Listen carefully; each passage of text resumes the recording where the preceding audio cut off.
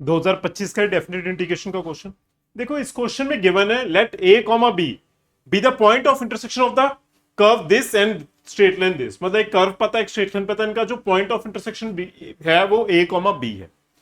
In second quadrant, वो किस quadrant में पता है? सेकेंड क्वाड्रेंट में। इस चीज का ध्यान रखना कि वो सेकेंड क्वाड्रेंट में। देन द इंटेग्रल, हमें ये सॉल्व करना है, जो भी इंटेग्रल है उसे हम सॉल्व करेंगे। क्लियर है? जब point of intersection of this and this number पता है तो सबसे पहले मैं एक्स वाई की वैल्यू फाइंड आउट करता हूं। Point of intersection x square is equal to 2y, और लाइन की इक्वेशन पता है, इसे मैं शिफ्ट करके लिख देता हूं y is equal to 2x plus 6। Clear है? अब y की वैल्यू इस जगह पे पुट कर दो आप, तो कितना बनेगा? X square is equal to 2 into 2x plus 6, x square is equal to 4x plus 12। Clear है? X square minus 4x minus 12 is equal to 0। Middle term split करके फैक्टर्स बन जाएंगे। फैक्टर्स बनाओ, मतलब क्या बन के आएगी term? X square minus 6x plus 2x minus 12 is equal to 0। तो इस केस से x की वैल्यू आ जाएगी 6 एंड x की वैल्यू माइनस 2। अब देखो 6 कैंसिल करेंगे, क्यों? क्योंकि उसने बोला था सेकंड क्वाड्रेंट के अंदर चेक करना है। सेकंड क्वाड्रेंट में 6 तो आएगा नहीं, तो क्या आएगा? x की वैल्यू माइनस 2। अगर x माइनस 2 है तो आप y की वैल्यू बोलो कितनी आएगी? x की वैल्यू माइनस 2। मैं इस इक्वेशन में पुट कर देता हूं, y is equal to 2x plus 6 में अगर x माइनस 2 है तो ये y वैल्यू क्या हो जाएगी? 2 हो जाएगी। x minus 6 y 2। तो इससे क्या क्लियर हो गया कि जो हमारा पॉइंट ऑफ इंटरसेक्शन आया वो कितना आया? Minus 2 comma 2। Point of intersection minus 2 comma 2 आ गया, मतलब a कॉमा बी आ गया हमारे पास। a कॉमा बी आ गया minus 2 comma 2। a value minus 2, b value 2 बन गया। अब इस केस में हमने इंटेग्रल सॉल्व करना है, तो इंटेग्रल कैसे सॉल्व करेंगे? इंटीग्रेशन ऑफ आई जो हमने अज्यूम किया हुआ है, लिमिट होगी a टू बी मतलब माइनस 2 से 2, 9x के नीचे हो जाएगा 1 plus 5 raise to power x।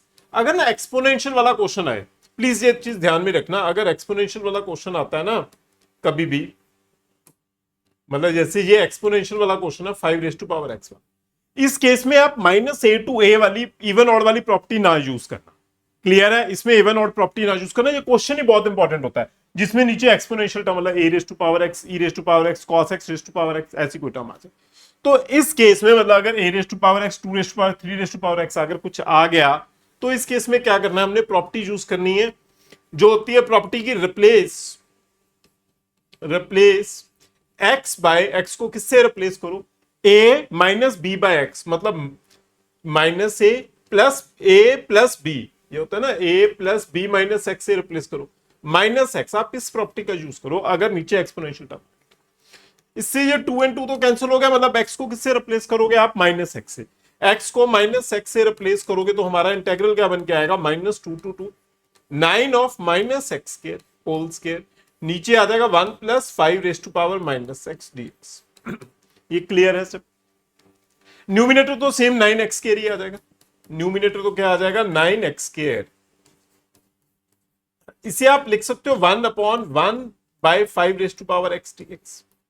इसमें आप एलसीएम लगाओगे और नीचे वाला नंबर ऊपर शिफ्ट कर दोगे तो हमारे पास जो टर्म बच के आएगी, देखना जरा term, integral i is equal to minus 2 to 2, ये 5 raise to power x LCM आ जाएगा, 5 रेस टू पावर एक्स ऊपर भी चला जाएगा, तो 9x square into 5 raise to power x, और डिनोमिनेटर में आ गया 5 raise to power x plus 1 dx।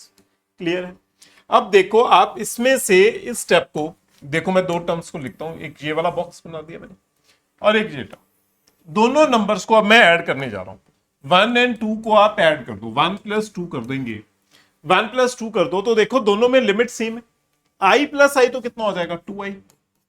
दोनों में लिमिट सेम है तो मैंने माइनस 2 से 2 लिख दिया। दोनों के डिनोमिनेटर सेम है तो एलसीएम लगाओगे तो डिनोमिनेटर वाली टर्म तो क्या आएगी? दोनों में 1 plus 5 raise to power x ही आएगी। दोनों में सेम है ना, 1 plus 5 raise to power x, 1 plus 5 raise to. Numerator भी दोनों के सेम ही आ जाएंगे क्योंकि जब ऐड करोगे आप, ऐड करोगे मतलब मैं ये कर क्या रहा हूं? मैं 1 प्लस 2 कर रहा हूं, दोनों को ऐड, इन दोनों नंबर्स को ऐड, तो i plus i 2i, integral same हो गया, 1 plus 5 raise to power x denominator में आ गया, तो न्यूमिनेटर वाली टर्म भी सिंपल ऐड हो जाएगी।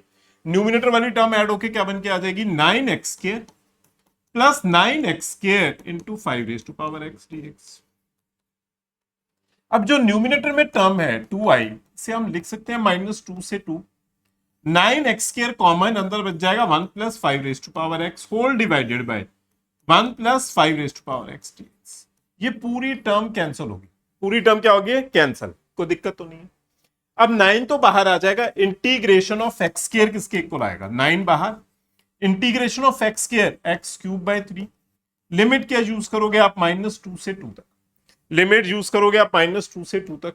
अब तो बस इंटेग्रल को सॉल्व करना है। तुझे कितनी टर्म बन के आएगी जो इंटेग्रल आप सॉल्व करोगे? देखो इस पार्ट में वैल्यूज पुट करते जाएंगे हम। 2i = 9, ये आ जाएगा 8/3 माइनस ऑफ 8/3, मतलब माइनस, फिर माइनस में पुट करोगे तो प्लस 8/3 हो जाएगा। 2i = 9 इंटू 16/3, 9 इंटू 16/3 हो जाएगा। क्लियर है? तो ये कैंसिल हो जाएगा, 3 3 9 और आई वैल्यू आ जाएगी 24 आ जाएगी। देखो ना, ये 2 नीचे शिफ्ट हो जाएगा, 48/2 24। ऑप्शन सी हमारा फाइनल आंसर बनके आ गया। ऑप्शन सी फाइनल आंसर हो गया। क्लियर है स्टेप? इजी क्वेश्चन था। Thank you students.